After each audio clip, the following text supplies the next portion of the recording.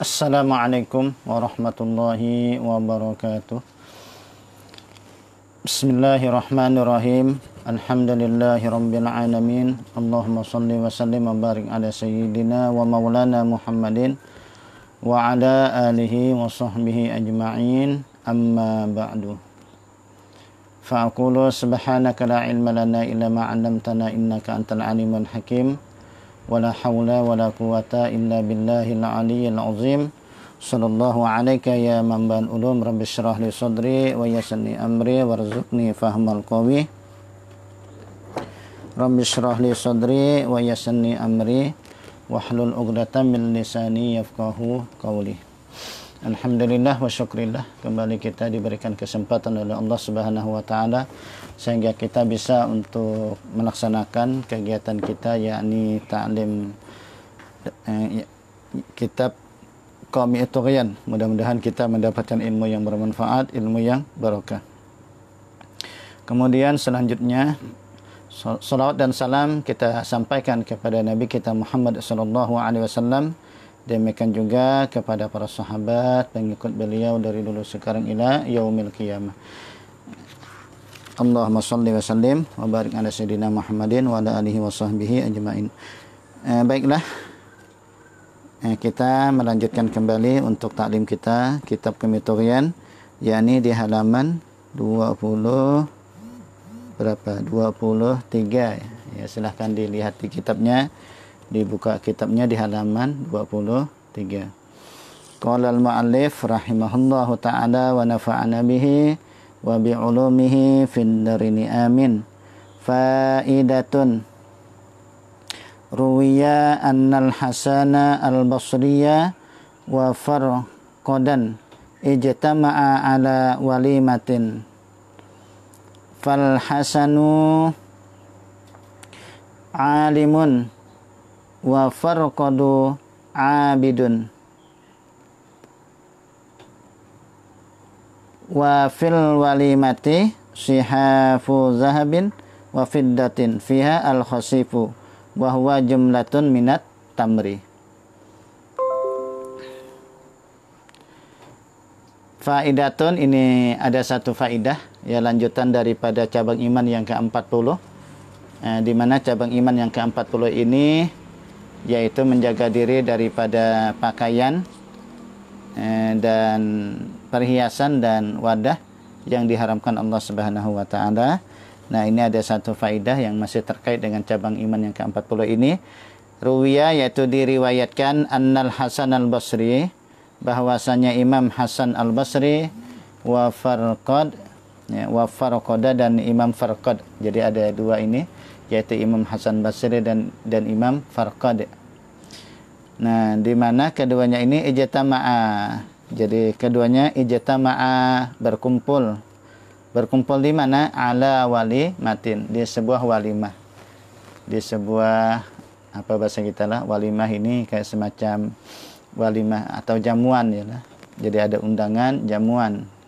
Ya, bisa walimah perkawinan, bisa walimah khitanan, bisa walimah apa lagi, tasmiyahan ya, dan seterusnya lah. Jadi ya semacam ada jamuan ya, jamuan. Cuma di sini tidak disebutkan ini walimah apa ya, tidak disebutkan apakah itu maksudnya walimah perkawinan atau walimah khitanan atau walimah tasmiyahan dan seterusnya lah.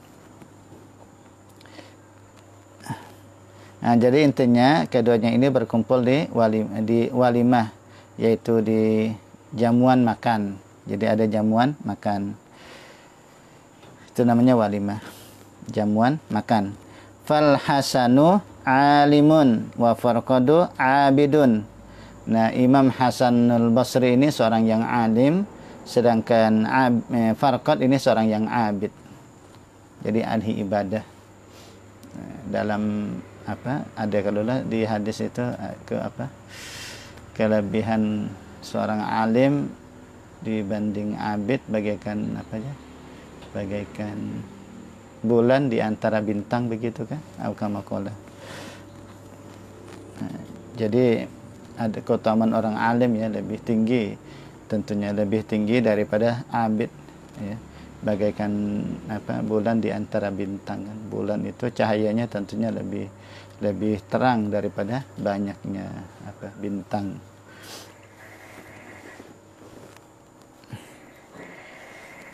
Jadi Imam Hasan al-Basri ini seorang alim, sedangkan Farqad ini seorang abid. Nah, kemudian wafil walimati, nah di walimah ini ada sihaf, ada sihafuz zahabin wa fiddatin. Nah, ada ada piring. Cuma piring ini dari emas atau perak.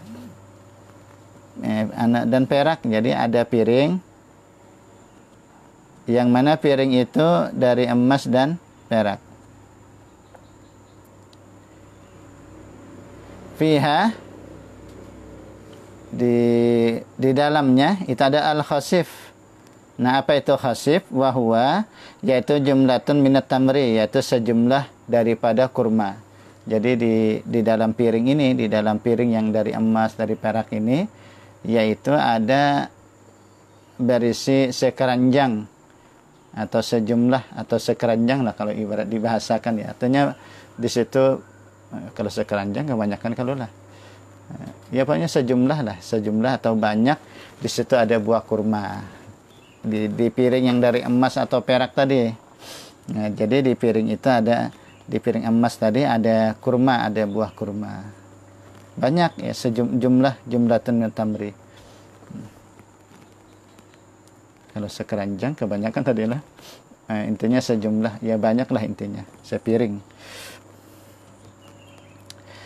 Ammal Hasanu, adapun Imam Hasan, Imam Hasan al-Basri tadi seorang yang alim ya. Ini seorang tokoh tabi'in, termasuk dari kibarut tabi'in ya. Pembesar daripada kalangan tabi'in, generasi yang terbaik ya. Fajalasa ala ta'ami, maka ia duduk ala ta'am. Jadi duduk di makanan. Adanya duduk Imam Hasan al-Basri ini. Nah, kemudian wa amma farqadu fa'tazala. Adapun Imam Farqad, beliau fa'tazala, menyingkir. Jadi kada mau duduk. Sedangkan Imam Hasan al-Basri mau aja duduk. Yalah, padahal di situ ada piring emas. Padahal tadi menggunakan wadah dari piring emas atau perak kan haram ya. Kemarin yang sudah kita sampaikan, dibicarakan di cabang iman yang 40. Nah, ahli ibadah Imam Farqad ini beliau menyingkir, tidak mau duduk di situ. Ada Imam Hasan al-Basri yang seorang alim, dia duduk.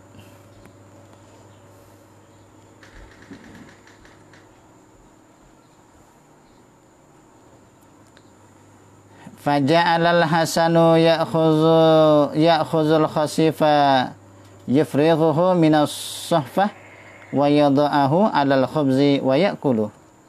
Nah, faja'alal Hasanu, maka jadilah Imam Hasan itu, Imam Hasan al-Basri, yaitu dia mengambil al-khasif, yaitu khasif tadi sejumlah daripada buah kurma tadi. Nah, beliau ambil. Maka jadilah Imam Hasan al-Basri, yaitu beliau ambil itu khasif, yaitu sejumlah kurma. Nah, lalu yufrihuhu, yang ia ia kosongkan. Jadi dia kosongkan minas sofah, daripada piring dari emas tadi, beliau kosongkan. Artinya beliau ambil, jadi piringnya tidak dipakai gitu. Piringnya tidak dipakai, jadi beliau ambil itu khosibnya saja, diambil khosibnya.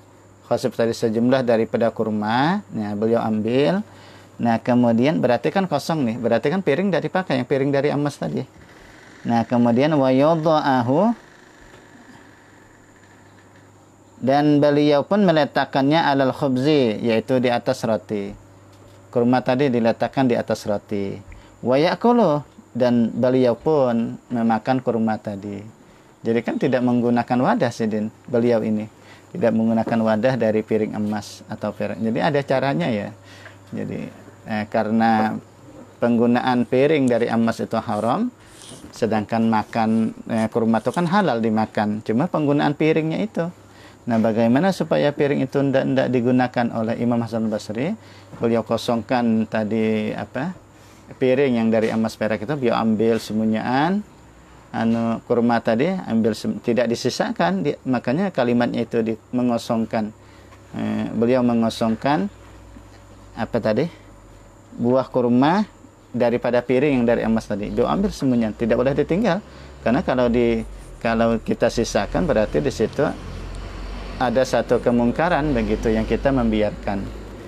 Yang membiarkan nanti kalau pina orang menggunakan piring itu makan buah kurma. Jadi ibarat begini ya, ini kan piring piring dari emas tadi. Kemudian di sini ada kurma. Kalau kita ambil satu-satu makan itu kan tidak boleh. Karena berarti termasuk menggunakan piring dari emas perak, walaupun tidak dipegang misalnya. Cuma karena mengambilnya satu-satu di situ, itu yang tidak boleh. Lalu caranya bagaimana? Nah, Imam Hasan Al-Basri, seorang yang alim tadi, beliau ambil kurmanya semunyaan, kemudian beliau letakkan di roti, lalu barulah beliau makan kurma di situ. Jadi sehingga beliau terhindar daripada penggunaan daripada piring emas itu tadi. Nah, kemudian kemudian Imam Hasan Al-Basri iltafata, beliau pun menoleh atau memalingkan wajahnya. Beliau menoleh, waqala, lalu beliau berkata, ya Furaiqadu, wahai Furaiqid, ya Furaiqidu, wahai Furaiqid,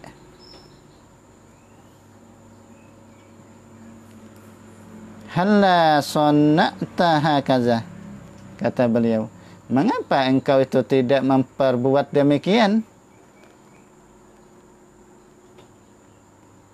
Kenapa tidak melakukan demikian, tidak memperbuat demikian sebagaimana yang aku perbuat? Kata Imam Hasan Al-Basri, halla sona'ta hakaza, kenapa engkau ini tidak melakukan demikian? Nah, para'a al-Hasanu anna tafrigha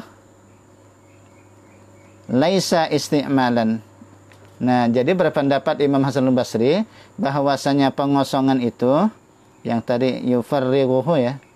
Ana bacaannya tadi yufarrighuhu. Farragha yufarrighu tafrighan.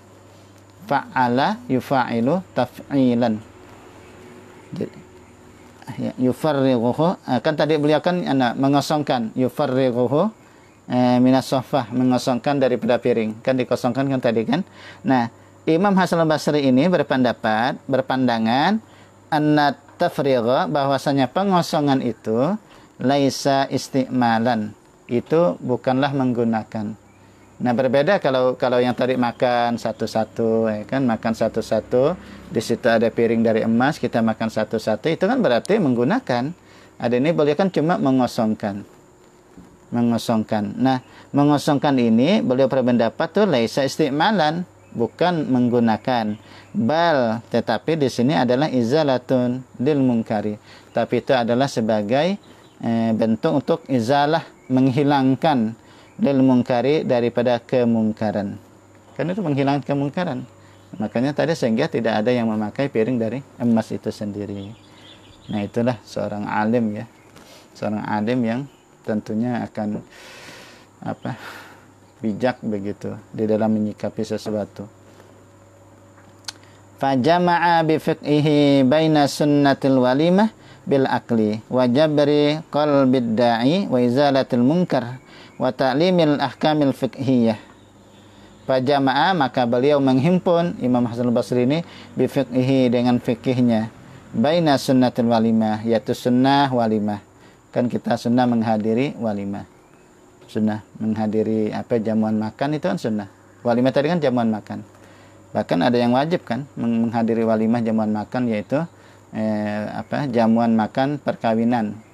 Tentunya ada syarat-syarat dan batasannya juga, yaitu misalnya di situ tidak terdapat kemungkaran. Kalau terdapat kemungkaran ya tidak wajib lagi kita menghadiri daripada walimah itu, karena ada kemungkaran, ya tidak wajib lagi. Misalnya kemungkaran yang sering terjadi di tengah-tengah masyarakat di saat melakukan walimah perkawinan itu adalah ikhtilat, misalnya campur baur. laki-laki dan perempuan, ya kan? Tidak ada pemisah, ya, campur baur. Misalnya di situ ada apa lagi tuh, undang-undang artis yang membuka aurat misalnya, ya, membuka aurat lalu goyang-goyang, joget-joget di situ, goyang-goyang di situ, ya, sudah mana ikhtilat campur baur laki perempuan. Kemudian penyanyinya membuka aurat, kemudian joget-joget di atas panggung, ya, ada tabarutnya di situ dan seterusnya. Nah, ini adalah merupakan perkara yang sehingga kewajiban itu tidak wajib lagi, begitu.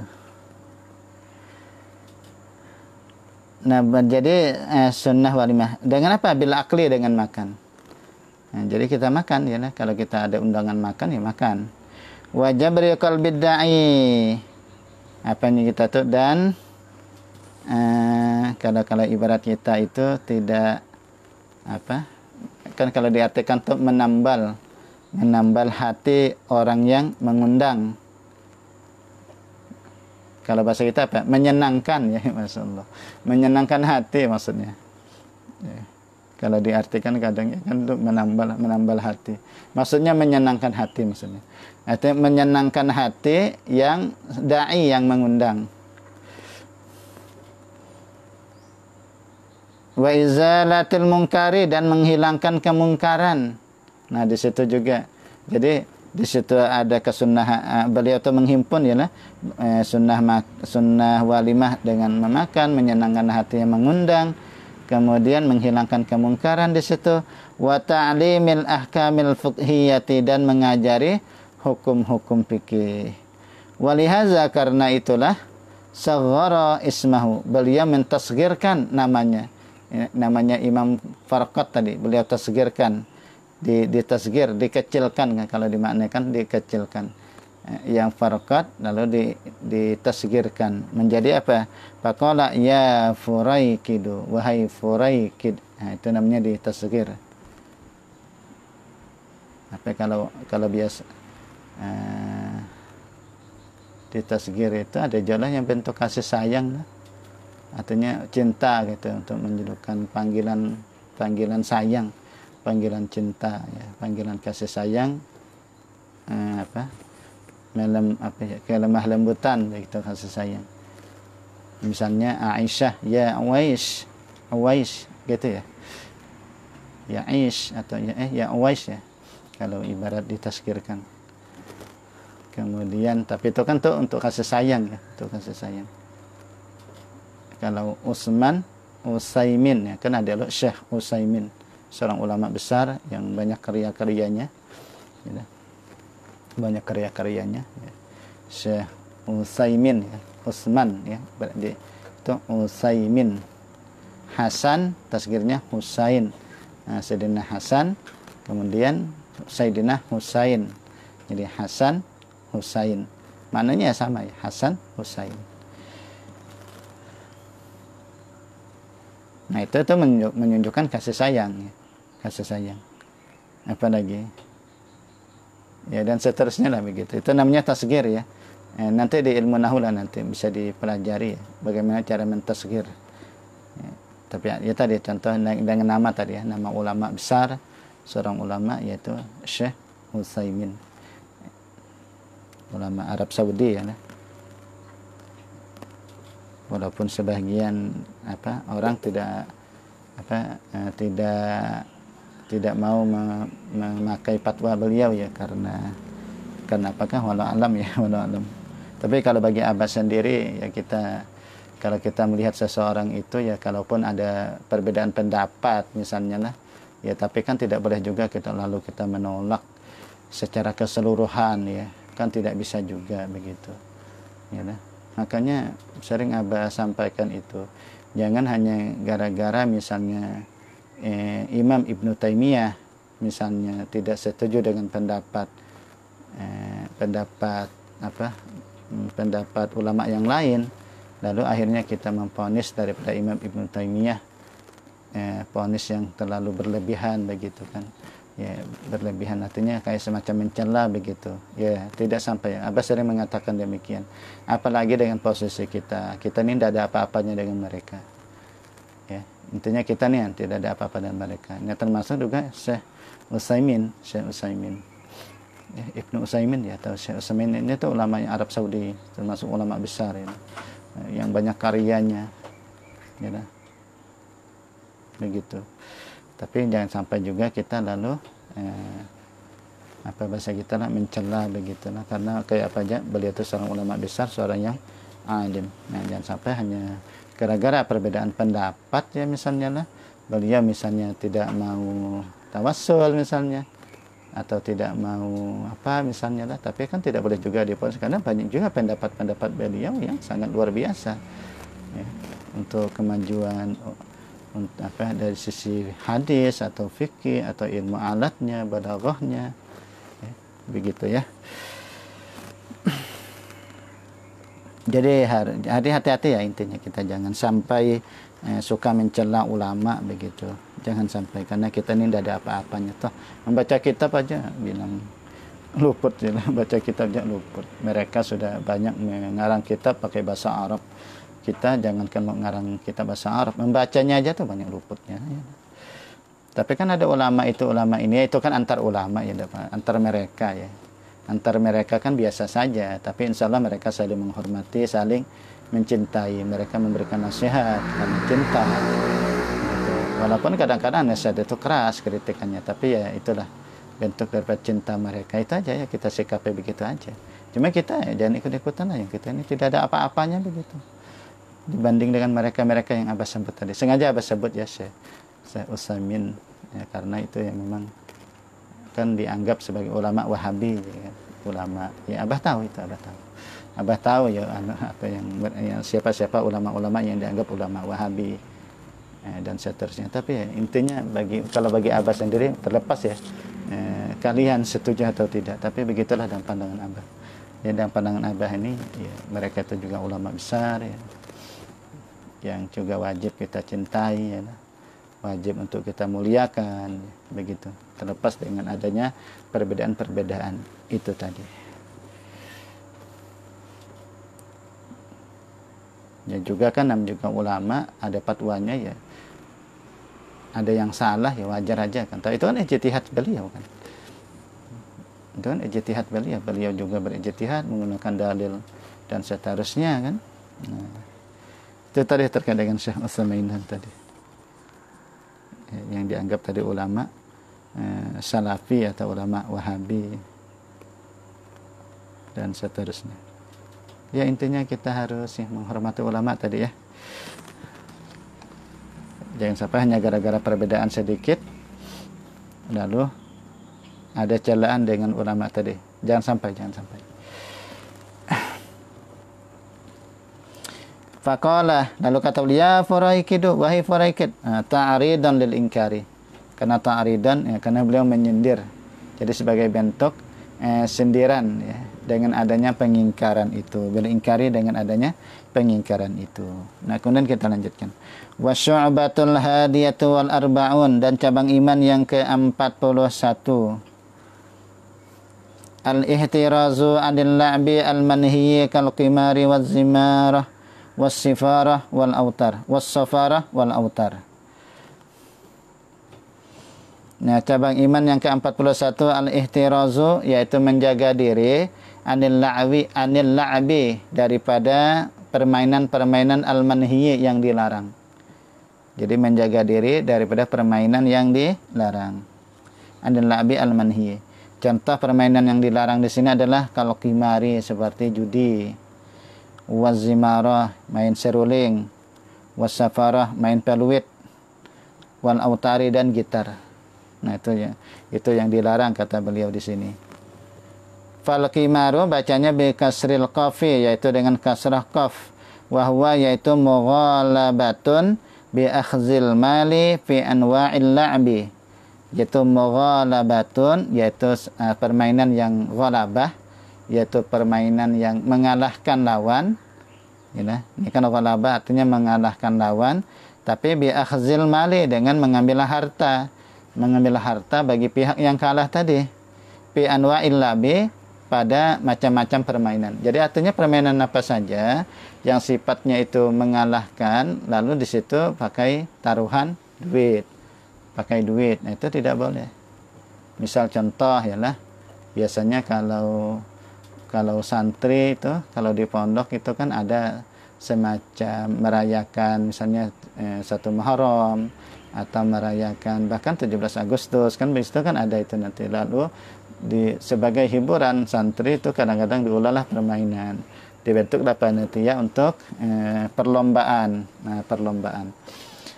Lalu dalam perlombaan macam-macam, ada yang kuis, ada yang sepak bola, ya macam-macam lah. Ya. Nah, lalu panitia tadi mensyaratkan misalnya siapa yang ingin ikut, maka dia menyumbang 5.000 setiap peserta. Jadi menyumbang 5.000. Jadi setiap peserta itu menyumbanglah 5.000. Dikumpulkan. Nah, kemudian dari duit yang dari peserta tadi dibalikan piala atau dibalikan hadiah. Diberikan piala atau hadiah. Nah, di mana piala hadiah itu nanti akan diberikan kepada pihak yang menang. Nah, maka ya perbuatan yang semacam itu tidak boleh hukumnya. Nah, itu termasuk judi nanti. Ya, termasuk judi. Karena itu tadi kan ada mengalahkan itu kan, sepeserta yang main itu ada yang menang, ada yang kalah. Nah, jadi sebenarnya yang kalah itu duitnya kan diambil dalam bentuk piala tadi diberikan kepada pihak yang menang. Jadi praktek yang semacam itu tidak dibenarkan, tidak diperbolehkan.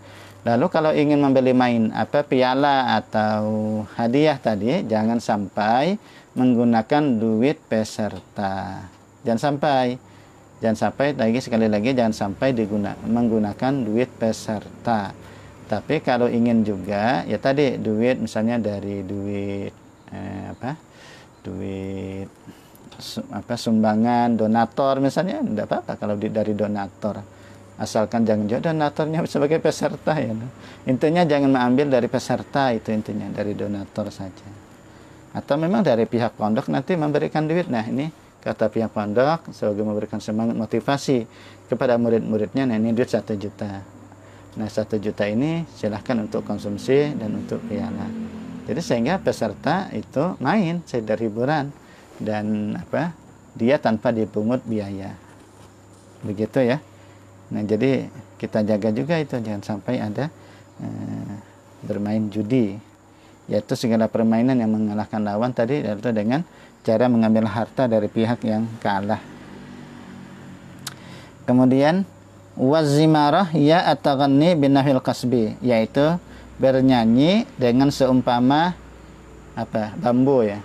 Al-qasab itu kan adalah yang tumbuh-tumbuhan yang punya ruas atau berbuku ya, kayak bambu lah, bambu dilubangi kan lalu jadi seruling kan begitu, jadi main seruling. Nah, jangan ya lah. Wasafarah wa hiya, yaitu at-taghanni binahwi warakin nabat, yaitu bernyanyi dengan seumpama daun tumbuh-tumbuhan ya, daun tumbuh-tumbuhan ya sambil bernyanyi ya lah. Ada pakai musik itu tadi ya. Wal autar ini hiya khuyutun fi udin, yaitu benang-benang yang ada pada kayu. Apa ya bahasa? Ya gitar, benang-benang atau tali itu kan yang ada pakai kayu. Yang di kayu tadi. Nah, inilah permainan-permainan yang dilarang kata Syekh Muhammad An-Nawawi tadi. Nah, baik memang dalam masalah permainan ini, dalam masalah alat-alat musik tentunya ya, itu memang banyak pro kontranya lah intinya. Banyak pro kontranya. Ada yang mengharamkan secara mutlak ya. Ada yang membolehkan secara mutlak. Nah, ada juga yang merinci. Begitulah ya dalam pandangan. Nanti ya fikihnya aja yang perlu dikaji. Tapi tentunya seraya menghormati, tidak saling menyalahkan, seraya menghormati daripada pendapat itu sendiri. Itu aja ya pada intinya. Kemarin di pondok rasanya Abah sudah panjang lebar juga menjelaskan terkait dengan masalah alat musik ini. Jadi mungkin di taklim ini Abah tidak menjelaskan lagi ya. Tapi pada intinya begitu, ada pandangan-pandangan, Maka sehingga ada seorang ulama ini menggunakan alat ini, ada ulama ini tidak mau ya begitulah, karena secara fikih memang sudah dikaji ya, sudah dikaji oleh para ulama-ulama terdahulu. Makanya Abah itu suka dengan penyikapan saja. Suka dengan sikap kita, walaupun nanti kan di Abah itu biasanya menurut pandangan Abah itu yang Abah ikuti kan, begitu biasanya. Dan pandangan Abah ini pendapat yang Abah ambil, tetapi tentunya setelah itu kan Abah selalu sering mengatakan, tapi bagi yang berbeda itu ada juga pendapat Islami, dan kita juga wajib menghormati pendapat mereka, karena kan di dua pendapat bahkan lebih dari itu kan kita kan hanya boleh memilih salah satu dari pendapat itu. Nah, memilih pendapat itu tentunya dengan dalil juga. Nah, itu yang Abah maksud, Abah ini suka dengan penyikapan itu tadi ya, termasuk juga menyikapi ulama-ulama yang terkesan kontra, misalnya ulama-ulama yang kadang-kadang disambati kayak Syekh atau Syekhul Islam Imam Ibnu Taimiyah, Ibnu Qayyim Al-Jauzi, atau termasuk di antara ulama-ulama yang disebut dengan ulama Wahabi ya, istilah sebagian masyarakat ya, sebagian masyarakat gitu. Tapi kan Abah suka penyikapan, apalagi kalau terkait dengan ulama besar ya. Terkait dengan ulama besar ada kesalahan-kesalahan misalnya yang mereka lakukan dalam fatwa mereka, tapi itulah ijtihad beliau, itulah fatwa beliau ya, yang dengan kesalahan itu jangan sampai kita jadikan sebagai sebagai alasan untuk mencaci mereka.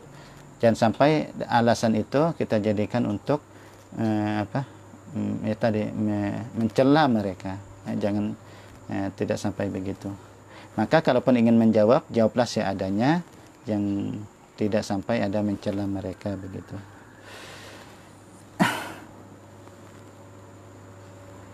Kemudian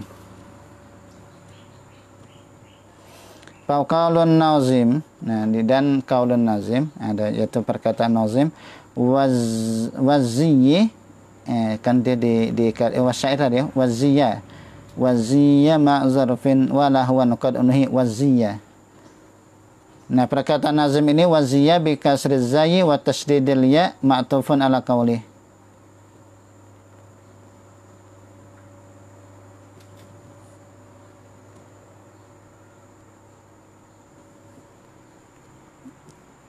Yaitu dan kasrah zai tasydid ya ma'tufun, itu diatofkan ala qaulihi, atas ucapan ta'aman. Nah, diatofkan kepada kalimat ta'aman, yaitu yang yang di bait berikutnya, bait sebelumnya itu kan adil amanata la tuqatil musliman wahzar ta'aman summa malakata rumu, itu yang sebelumnya. Nah, lalu kalimat kan wahzar ta'aman, lalu waziyya artinya wahzar aziyya. Nah, itu namanya, jadi diatofkan kepada kalimat ta'aman. Lalu wal muradu bihi, yang dimaksud di sini adalah al-libasu, yaitu pakaian. Wa qauluhu, sedangkan kalimat walahwan itu mansubun ma'tufun aidan ala qaulihi ta'aman. Dia dinasabkan juga dan diatofkan itu kepada kalimat ta'aman ya, kalimat ta'aman. Kemudian selanjutnya wa syu'batu saniyatu wal arba'un, sudah 637. Ada pertanyaan lagi masuk, jadi Abah sedikit untuk menjawab pertanyaan dulu ya, karena jam kita cuma sampai jam 6.45, karena setelah ini kan jam 7 kalian harus ada ta'lim lagi. Mudahan ini bisa dijawab dengan singkat, tapi tentunya mohon maaf ya untuk pertanyaan, tentunya tidak semua akan bisa Abah jawab, karena ini masalahnya terkait juga dengan waktu. Pertama dengan penjelasan jassasah ya. Jassasah ini apakah dalam pertanyaan itu, apakah itu penjaga daripada Dajjal, dan apakah dia itu berada di laut Filipina ya, kalau tidak salah itu bentuk pertanyaan. Salah, mudahan tidak salah ya, pertanyaan itu yang Abah ingat.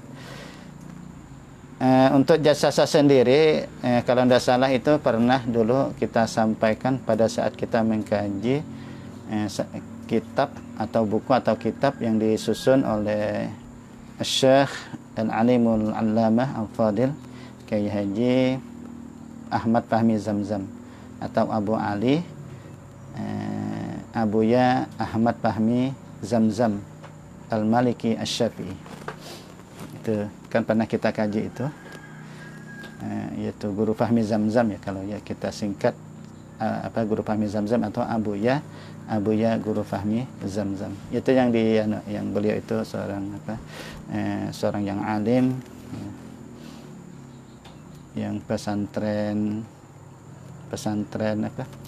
astagfirullah, Yasin ya, yang di Guntung Manggis itu, Guntung Manggis ya, Yasin. Nah itu pernah kita kaji itu, kitab beliau kita kaji ya lah, salah. Kan ada dua yang kita kaji kitab beliau ini, yaitu tentang kiamat hampir tiba, kemudian hadis 40 hadis akhir zaman. Nah tapi waktu itu kan Abah tidak sampai selesai, kemudian dilanjutkan oleh Habib yang menyelesaikan. Atau ambilkan kitabnya itu yang ambilkan kitabnya, buka lemarinya, buka yang satunya, buka ya, itu tuh paling agak ke pojok sini, ke atas, paling atas ke atas ya, terus ya bukan anak sebelah sini, biar di tangan Abi ya, satunya lagi ya.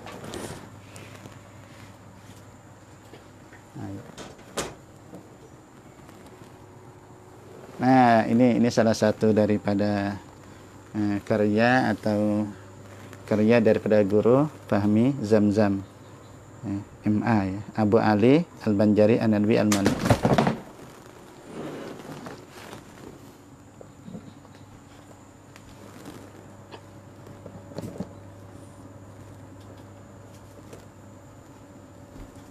Jatuh lagi, maaf ya, itu tadi sudah Abah sampaikan, tripodnya ini sudah bermasalah, jadi maaf ya kalau sekali-kali jatuh. Tripodnya udah bermasalah, soalnya sudah 2 kali Abah beli ya, nunggu rezekinya, mudah ada rezekinya kena beli lagi. Kalau lebih bagus tuh cari yang mahal bang lah. Ini yang murahan juga ya lah, ya tidak apa-apa lah. Sabar aja ya, lah sabar, mudah ya itu lah. Ya, doakan aja lah, mudahan dimudahkan ya, insyaallah. Nah ini salah satu karya beliau, ini kitab yang kita kaji. Nah di pembahasan kiamat hampir tiba itu nanti ada pembahasan tentang Dajjal, yaitu nanti ada asal usul Dajjal. Nah di situ nanti ada pembahasan tentang Jassasah. Nah, jadi situ aja baca ya, insyaallah, karena ini sudah pernah kita pelajari. Wallahualam, yang nanya itu santri baru atau santri angkatan berapa ya? Kayaknya tak banyak. Maaf. Jadi kalau ada kitabnya silahkan dibaca, itu Jassasah. Yang pada intinya gini aja, pada intinya ya betul. Jadi Jassasah itu yang dalam hadis yang panjang lebar beliau jelaskan di sini, yaitu hadis di Sahih Muslim, ya, beliau kutip di situ ada Jassasah. Jassasah ini yang menunggu atau daripada Dajjal ya. Nah, adapun di laut mana, kalau tidak salah di kitab itu yang pernah kita pelajari, ya, itu di laut timur ya, timur, bukan barat, atau nanti di sini disebutkan Yaman ya.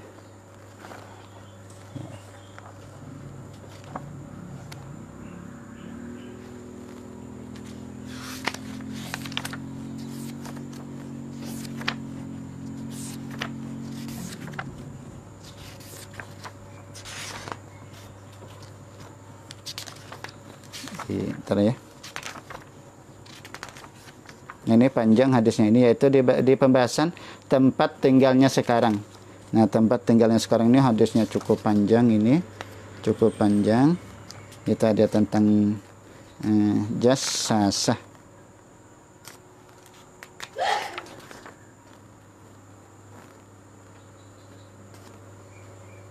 Yaitu di Laut Yaman ya.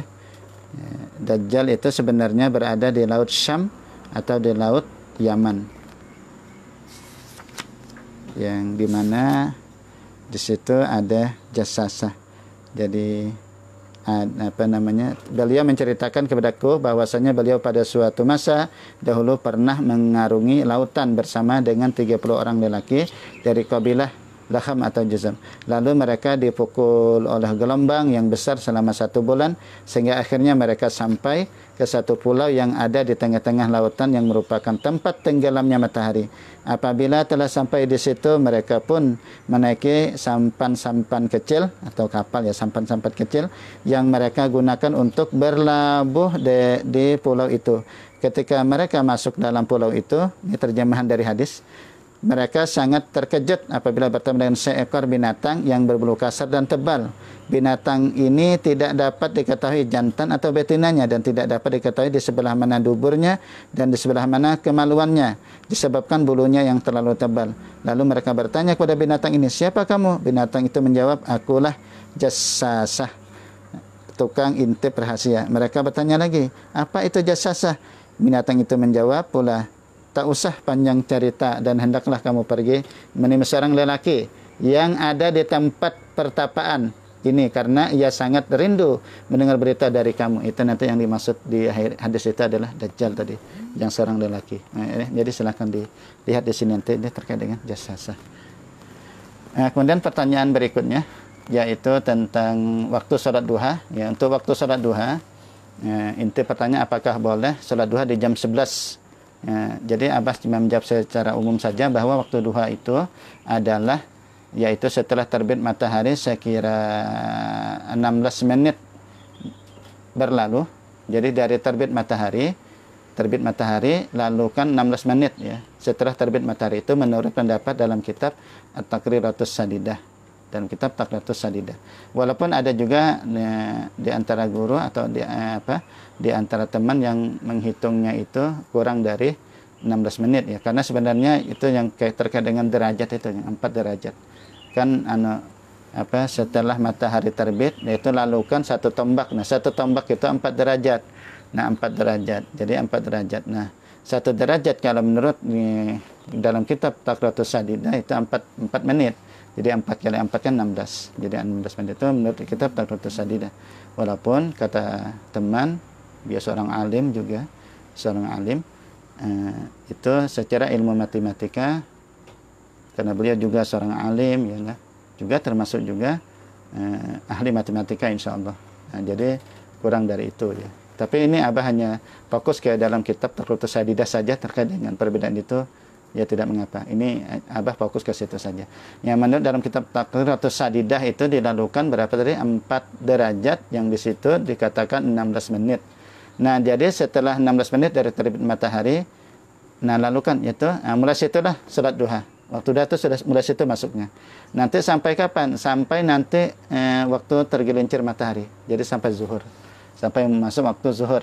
Nah, di situ. Jadi bebas saja kalian melakukan mulai dari waktu itu tadi sampai nanti sampai waktu zuhur. Kalau sudah masuk waktu zuhur atau tergelincir matahari, maka habislah waktu duha. Nah, dengan demikian jam 11, karena pertanyaan itu jam 11 apakah boleh? Tergantung apakah jam 11 itu sudah masuk zuhur atau belum. Apakah jam 11 itu sudah tergelincir matahari atau belum. Kalau ternyata belum tergelincir matahari, maka boleh melakukan sunat duha di waktu itu. Ya. Kemudian pertanyaan berikutnya adalah yaitu terkait dengan seorang perempuan di hari Jumat, apakah sholat zuhurnya itu menunggu laki-laki selesai sholat Jumat, atau apakah boleh sudah masuk waktu zuhur atau Jumat dia sudah boleh langsung sholat zuhur itu. Ini pertanyaan yang terulang juga sebenarnya karena sudah pernah ditanyakan waktu di pondok. Tapi Abah bagus sangka saja mungkin yang bertanya ini adalah santri baru ya. Jadi Abah jawab singkat insyaallah, yaitu untuk perempuan ini kan dia tidak wajib sholat Jumat, beda laki-laki. Nah, untuk perempuan untuk sholat zuhurnya kalau sudah masuk waktu zuhur, maka dia sudah langsung boleh melakukan sholat zuhur tanpa menunggu laki-laki selesai sholat Jumat. Kenapa? Karena perempuan itu tidak wajib sholat Jumat. Nah, nanti berbeda laki-laki.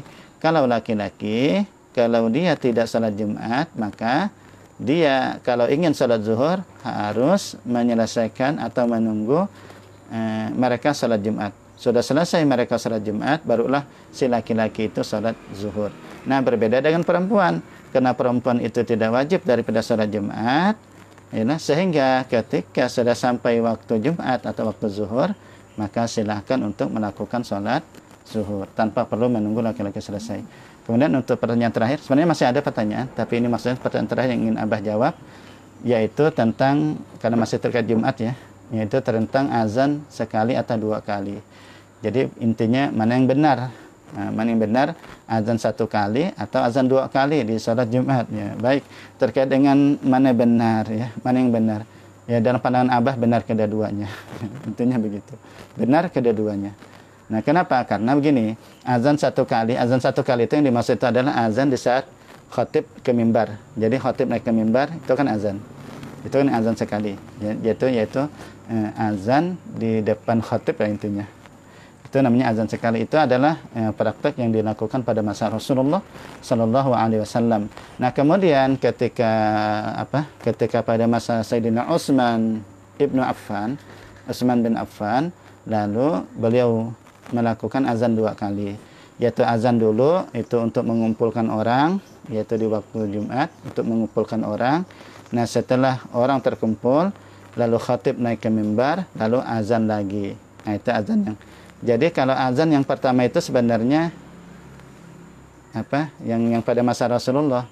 Jadi yang azan 2 kali yang pertama ya. Kalau ini sebenarnya azan pertama ya. Pokoknya yang sebelum azan yang khatib naik ke mimbar itu itu kan Sayyidina Utsman karena untuk mengumpulkan massa atau mengumpulkan jamaah. Nah, kemudian ini menjadi ijma' sukuti. Kenapa? Karena para sahabat itu tidak mengingkari daripada perbuatan Sayyidina Utsman bin Affan, tidak mengingkari mereka. Maka jadilah itu ijma' sukuti. Ya, karena kalau itu salah, pasti para sahabat itu akan menegur keras karena karakter sahabat itu juga tidak bisa melihat kemungkaran. Tidak bisa kalau sunnah Nabi itu di otak-atik atau di bahasa kita tuh di otak-atik begitulah atau disalahgunakan, pasti akan ditegur keras. Nah, ketika Sayyidina Utsman melakukan itu, ternyata para sahabat yang lain itu diam, sehingga menjadi ijma' sukuti. Nah, karena itulah jawaban Abah tadi, keduanya itu benar. Karena kalaupun azan sekali, memang itulah yang dicontohkan, itulah yang dilakukan oleh Rasulullah SAW. Adapun azan yang sampai 2 kali di hari Jumat itu juga dilakukan oleh sahabat Utsman bin Affan, Khulafaur Rasyidin, yang dalam hadis Nabi, alaikum bisunnati wa sunnati khulafair rasyidin. Jadi ikuti lazim atas kamu dengan sunnahku dan sunnah khulafa ar-rasyidin. Jadi ya silakanlah saling menghargai pendapat itu tadi ya, pendapat itu. Mau azan sekali silakan, mau azan 2 kali juga silakan. Begitu. Ya, itu saja mungkin yang dapat Abah sampaikan. Insyaallah pertanyaan yang belum terjawab mudah-mudahan nanti bisa Abah jawab di pertemuan berikutnya. Sekali lagi Abah minta ampun dan minta maaf andai kata ada kesalahan kehilafan. Mudah-mudahan kita mendapat ilmu yang bermanfaat, ilmu yang barakah, dan tetaplah semangat untuk belajar walaupun secara online. Terus mutalaah yalah, kemudian murojaah hafalan. Mudah-mudahan kalian akan dimudahkan untuk menghafal Al-Quran, dimudahkan untuk dalam menuntut ilmu, dan mudah-mudahan segala hajat kita, hajat kalian dan hajat orang tua kalian dikabulkan Allah Subhanahu wa taala, dan insyaallah kita akan berkumpul di dalam kebaikan. Tidaklah kita berkumpul kecuali karena Allah, dan kita berpisah juga karena Allah, dan kita dikumpulkan bersama Rasulullah SAW di surganya nanti. Amin ya rabbal alamin. Astaghfirullahalazim, astaghfirullahalazim, astaghfirullahalazim.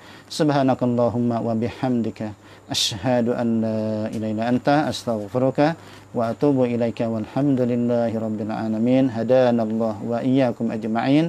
Assalamualaikum warahmatullahi wabarakatuh.